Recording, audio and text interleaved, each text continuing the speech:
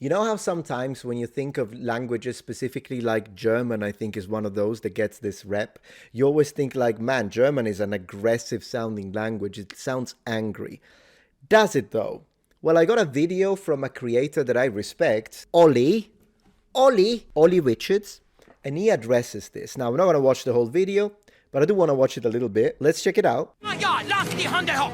Nimm einen dicken Schritt! Glaubst du, dass die Deutsche keinen Humor hat? Right, because of course the villain speaks German.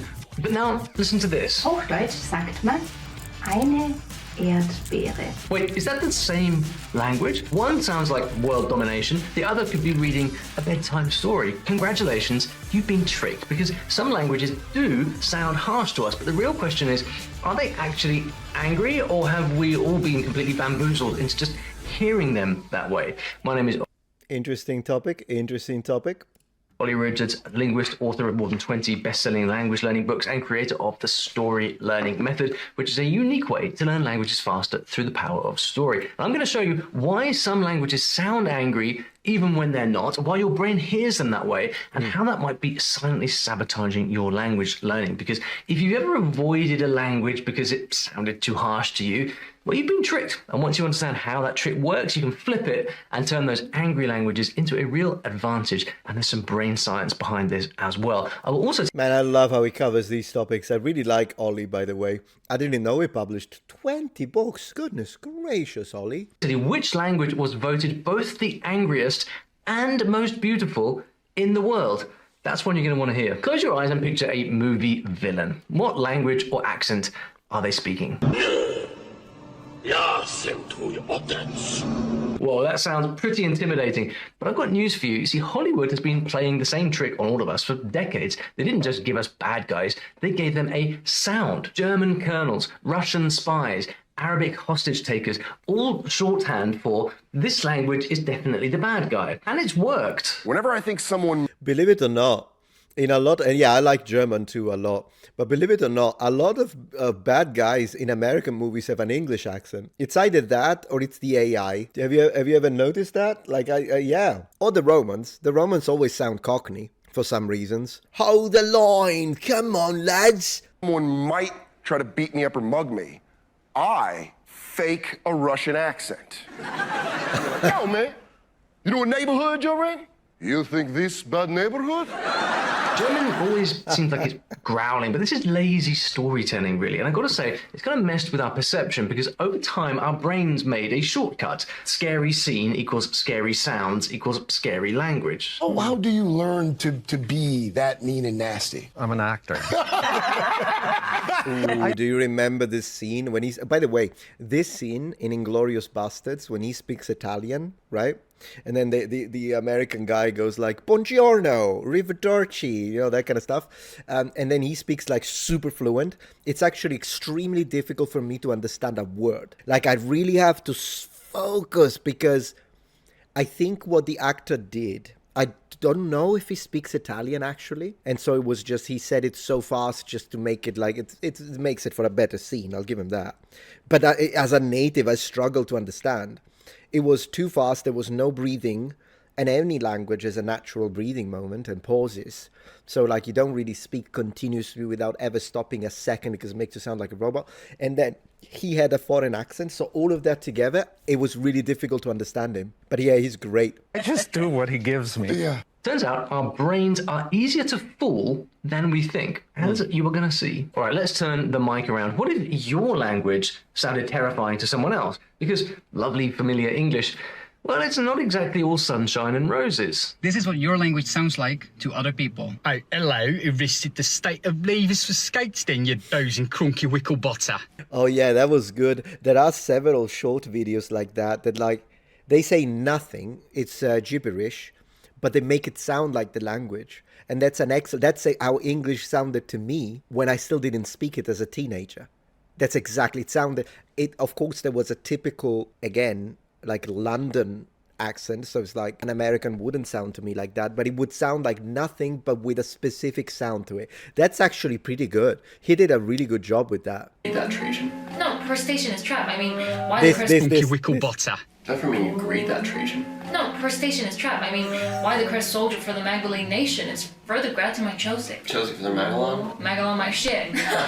Romance. Oh, I love it. Oh my gosh. Yeah, that sounded more like an American sounds to someone who doesn't speak English. Exactly. Like I know, oh my gosh, this is giving me nostalgia because that's how it sounded to me. Crustacean is a trap. I need to listen to it again. Crustacean is a trap. That for me, you agreed that, Trajan. No, crustacean is trap. I mean, why No, crustacean is trap, I mean. the crest soldier for the Magdalene nation is further grad to my Chosic. Chelsea for the Magalon. Magalon my shit. Maggle on my shit. Romance language speakers like French and Italian Let's go. say English sounds choppy, no flow, no finesse, definitely not enough vowels. And I get it, English doesn't have those lovely smooth vowel-to-vowel connections that Romance I language. know, English sounds great though. I love it. Like, it's true. To me, it does sound choppy. It's true. Because Italian, but I still love it. Like, people love the sound of English, by the way, in Italy. Like, people love it. But with that being said, it sounds cool to us. Like, as a young Sicilian growing up in Italy, to me, whenever I would hear someone speak English, it sounded like, man, you're so edgy, you're cool. Like in the movies, like it sounded cool. But our language naturally always has a connection. It's a flow. So Italian, because almost everything starts with either a consonant or a vowel. And if it starts with a consonant, it's usually followed by a vowel. And at the end, you put another vowel. Then that creates a connection. So just to give you an example, I'll just say the first thing that comes to my mind. Oggi vorrei leggere un libro. Perché è divertente leggere libri e anche trascorrere un po' di tempo guardando la televisione. So as you see, there isn't chopping. There is no chopping. There is no chopping. It's a continuous musical connection with ups and downs, and that's just how it is. It's how we speak normally. Very different approach to communication, but I think they both sound really cool. I love the sound of English. That's why I started learning it. We just have. Ma secondo me è sempre utile parlare con qualcuno del posto, perché così capiamo tu cosa fai, come vivi a Napoli. Meanwhile, tonal language speakers like That was a northern accent, by the way. Mandarin, Chinese, or Thai, well, they say that English sounds totally flat. Zero melody, just blah, which kind of makes sense because in tonal languages, the pitch goes up or down to change the meaning. 妈妈骑马，马慢，妈妈骂马。 And my favorite, well, Spanish people think that we sound lazy because we mumble. Well, you know what I mean. I mean, I don't know though. He's putting it in a way. He's great. I love his content, but he's putting it in a way that sounds like people who don't speak English and are not Anglophones always have something negative to say. But in reality, as someone who was brought up in a Romance language area, we don't. I've almost never heard anyone speak negatively about the way English sounds, whether it be American English or English. Very occasionally. You will, of course, there is always, but I'm talking about averages. Yeah, in my experience at least. But yeah, I think he's just being humble because, of course, he is a native English speaker, so he's just being humble. He's like presenting up, lifting Italian and Mandarin and other languages, but at the same time, he's like trying to lower his own. I get that, I appreciate it. I don't think he's saying it for any negative reason. He's just being humble. But I just wanted to tell you that that's not really how we think in general. Becomes gonna, want to becomes wanna, I don't know becomes well. You know, right? We've been cutting corners since forever. No wonder other languages think English has issues. You can keep like rolling over and you stop like when it does, like when you do hold it, and then it will be the 20. So yeah, we're probably not the best judges here. It turns What on earth did that guy say?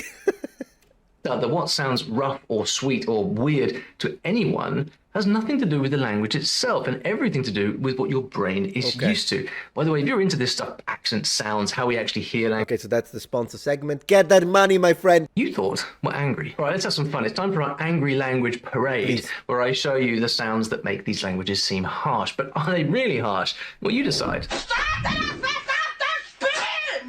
Oh, wow. Right, you knew that we were starting here. German is the poster child for angry language jokes. Flugzeug, Überraschung, Schmetterling. But just so you're aware, German also gave us some of the most beautiful operas and love poems that you would never want shouted at you. Tune your ear into this. Sah ein Knab ein Röslein stehen. Röslein auf der Heiden. You only ever hear Man, that sounded amazing. Was that High German? It sounded amazing. German during Hollywood war scenes. What do you think your brain is going to do? And I walked in. The woman was really nice to me. She was like, "Guten Tag, kann ich Ihnen helfen?"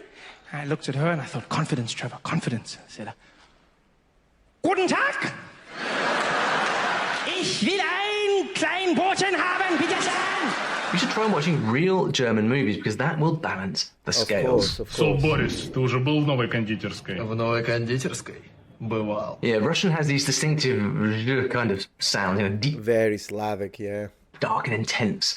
I like it. Even the calmest words can feel like a Cold War broadcast. На протяжении своего существования русский язык, он полиглот, то есть он в себя другие языки. Yeah, polyglot. They would take some practice, I have to say. So different from my natural vowels. I would have 7. A, E, I, O, U. These are the 7 vowels of the heptavocalic system of Standard Italian. None of those sound anything like neither Russian or even English, really, though. In some are similar. We've got E, we just spell it differently, but it's pretty much the same sound. Also flows like a waltz. Tchaikovsky thought so anyway. Из какого города? Москва. Из Москвы. Я учился в Питере. Я думаю, что Питер лучше, чем Москва. Почему? Maybe try listening for the melody, not just the edges. And what if I apply English intonation to the Russian phrase? Нет ничего лучше изучения русского языка. Yeah, I vote for leaving Russian exactly as it is. Sure. This one has been called the angry duck language on the internet. Really? Rude? Yes, but also kind of explains it. See, Vietnamese has 6 tones. Ba, ba, ba, ba, ba, ba. Tight syllables and dramatic pitch. I mean, I can see, as a Mandarin speaker, I can see similarity, but it's clearly more complex. Definitely, Mandarin is easier than that. Shifts. These tones can sound quite jarring and frantic to us as English speakers because we just don't have them in our language. But to Vietnamese people, well, it's just another day at the office. Of course, of course. 이 여자 사람이 나보고 누구냐는데. Oh, but you didn't see this. Man, I've always been annoyed by some, not everyone, but there is this tendency with some Japanese women and Korean women that they have to act like a child when they are 40. Not the case there, but it's always annoyed the heck out of me. They have a term for it in Japanese. It's buriko. Buriko is when it's like it's a girl or a woman that is older but acts like a freaking child. It pisses me off. I hate it. Like whenever I was on the phone with customers in Japan, and I would pick up 200 calls a day, 150 calls a day was one of my jobs. I had many jobs, but I took that one for about 8 months because I wanted to practice Japanese. And sometimes I would run into those and they go like, konnichiwa. And I'm like, oh, for fuck, let's just speak normally. Regardless, not all are like that, luckily. But when you do hit one of those, it always makes me cringe. This one coming, Korean is so cool. Lend me your ear. What Korean sounds like to non-Korean speakers. 용기시나 해래고 전소를 덜 해서 가래. Yeah, true. 노팅엄 포레스트랑 했을 때 1분 만에 골 먹히더만 1분 만에 또 먹혔어. I actually like the sound of Korean, particularly the ending. The rising terminals or the sound, how it goes. I actually like it a lot. It's yeah, I don't think I'll ever learn it. I've put enough hours for 2 Asian languages already, Japanese and Mandarin. I don't need to put another 1,000 hours into anything else like that. But yeah, that was pretty cool. You take a look at Korean on my new language difficulty chart, you can see it's a level 7 language, which means it has sounds that English can't even imagine. See, Korean uses something called tense consonants, which basically means the speaker tightens their throat like they're about to shout, even if they're just ordering noodles. There are 5 kinds of the tense sounds. Ga, da, ba, sa, da. In Korean, this isn't yelling, it's structure. Your brain just hasn't met tense consonants before. Japanese. 島田萌歌です。知ってるんだよ。そう、茶屋街。 Japanese has a reputation I love it. Finally, an Asian language I can understand. Love that. for being soft and flowing, but don't be fooled. In the right context, it can sound like an anime boss fight.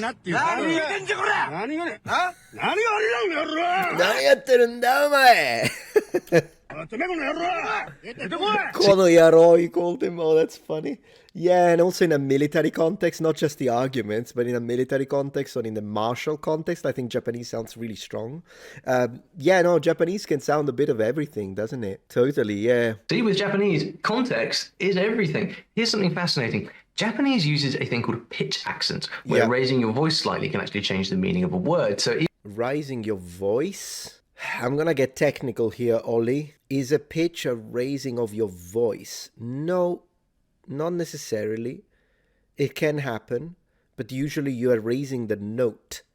When you work with pitch and you're learning the pitch for a word, such as to go, iku, to come, kuru. These are opposite pitches. Or like, I don't know, the pitch for God, kami, as opposed to the pitch for paper, kami.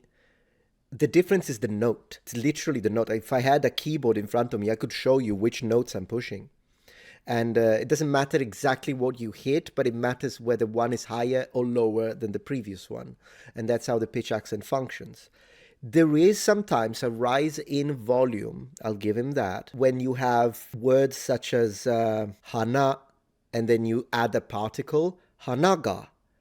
Yeah, sometimes you do have a little increase in volume. I've actually looked at this with a machine. That's how crazy I went with this, to actually look at the representations on graph of the sounds. But in general, you're not really raising your voice. You're changing which note you're hitting, and whether you're going down or you're going up or you're staying where you are. Like if you say Yokohama, Yokohama, and there is a mild lowering towards the end in that pattern. But yeah, I mean, pitch is complicated, so I understand we didn't want to spend a lot of time into pitch. Pitch is very complex, though. Even a gentle sentence can sound intense if you're not used to it. Skir. Skir. Skir. Skir. Skir. Oh, I liked that. That sounded great. Skir. Icelandic, what can I say? Those k and g sounds hit like ice cracking, but then Love it. Someone starts singing a 1,000-year-old song and Man,